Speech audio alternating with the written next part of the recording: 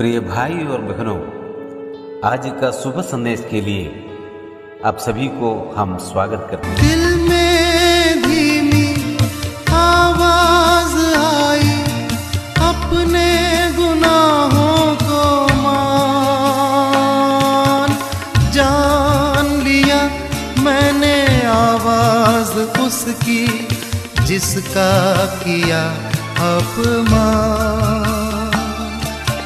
दिल में धीमी आवाज आई, अपने गुनाहों को मान, जान लिया मैंने आवाज उसकी जिसका किया अपमान।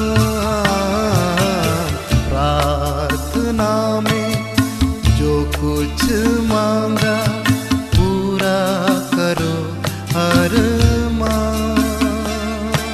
आज का संदेश प्रभु के दास मोहम्मद बैंगलोर से बांटा जाएगा। प्रार्थना के साथ सुनिए। परमेश्वर के नाम की स्तुति हो।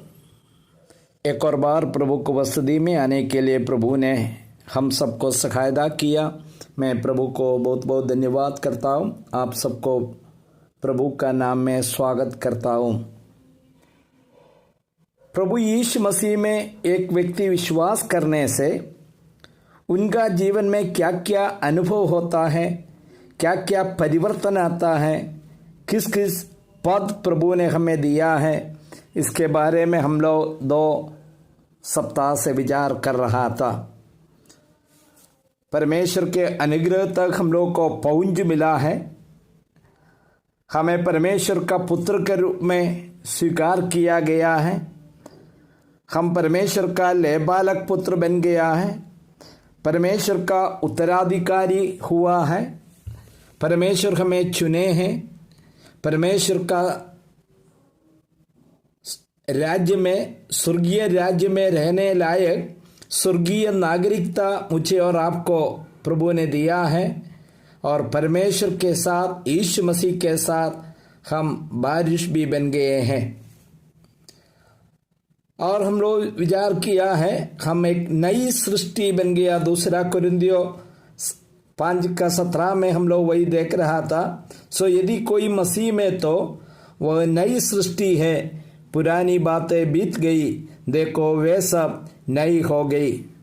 हम पवित्र परमेश्वर के समीप आने का योग्यता प्राप्त हुआ है।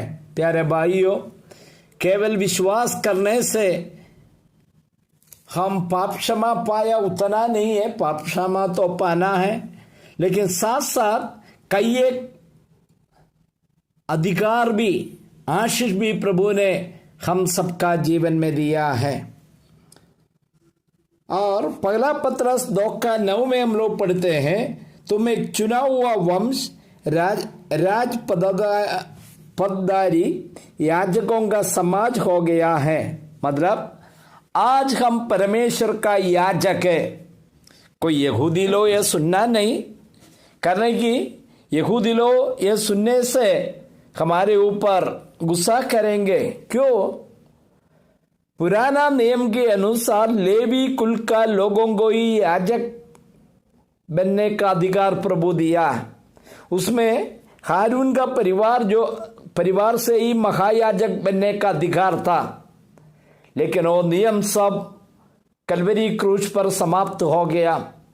अभी पुराना नियम के अनुसार हम लोग नहीं चलते हैं।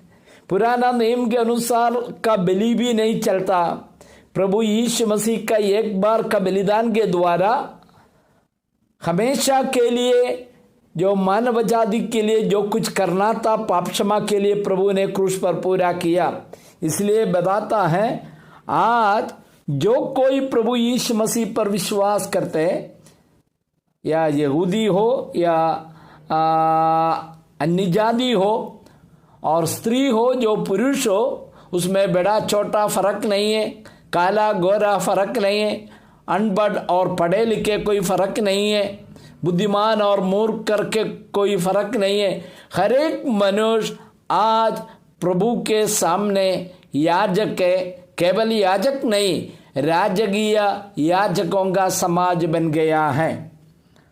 और 2:5 पहला पत्रस 2:5 में हम लोग पढ़ते हैं, तुम भी अब जीवते पत्थरों के नाई आत्मिक घर बनाते जाते हो, जिससे याजकों का पवित्र समाज बनकर ऐसा आत्मिक बलिदान चढ़ाओ जो यीशु मसीह के द्वारा परमेश्वर को ग्रहण है।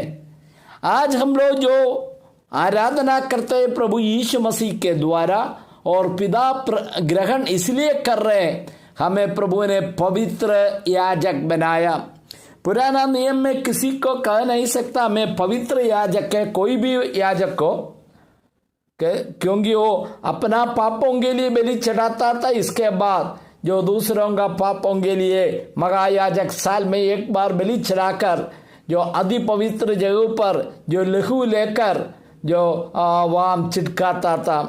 लेकिन नया नियम में हर एक विश्वासी जो प्रभु पर विश्वास करने वाला है वो पवित्र व्यक्ति बन गया, पवित्र याजक बन गया। इसलिए उन्हें परमेश्वर का आराधना करने का अधिकार भी मिल गया है।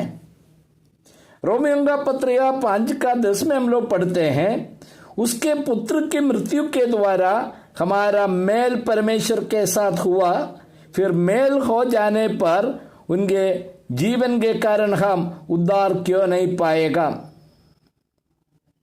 वही पौलुस ने इफिसियों का किताब 2 अध्याय का 12 और 13 पद में बताते हैं, तुम लोग उस समय मसीह से अलग और आशाहीन और जगत में ईश्वर रहित थे, पर अब तो मसीह यीशु में तुम जो पहले दूर थे मसीह के लहू के द्वारा निकट हो गए हो। कितने भाग्यशाली लोग हैं हम। हमको परमेश्वर के साथ कोई मेल मिलाप नहीं था, हम परमेश्वर का दुश्मन था। हम इस संसार में जो आशाहीन रहता था, परमेश्वर से काफी दूर में रहता था, कभी भी परमेश्वर को उपस्थिति में आने का अधिकार भी नहीं था, हम लोग को आ भी नहीं सकता था, क्योंकि हम पापी थे और हम अन्य जाति थे। परमेश्वर का चुना हुआ लोगों का संख्या में हम लोग गिना हुआ नहीं था। लेकिन आज जो पौलुस ने बता रहे, हमें परमेश्वर के समीप लाया। आज परमेश्वर हमारा दुश्मन नहीं है, हम परमेश्वर का दुश्मन नहीं है। आज एक पिता पुकारते हुए परमेश्वर का अनुग्रह का सिंहासन के सामने आने के लिए प्रभु ने हमें अधिकार दिया। प्यारे भाइयों बहनों, जो लोग ये मेरा शब्दों को सुन रहा है, ये बातों को समझने के लिए कोशिश कीजिए। हम आज एक ऊंचा पद में हैं, परमेश्वर का याजकों का समाज बन गया, पवित्र याजक बन गया, राजकीय पदधारी बन गया है। और उसके साथ बाइबल बताता परमेश्वर के साथ मेरा मेल मिलाप हो गया। इस परमेश्वर को हम आत्मा और सच्चाई के साथ आराधना करें, स्तुति करें। प्रभु के नाम की स्तुति हो। आमीन।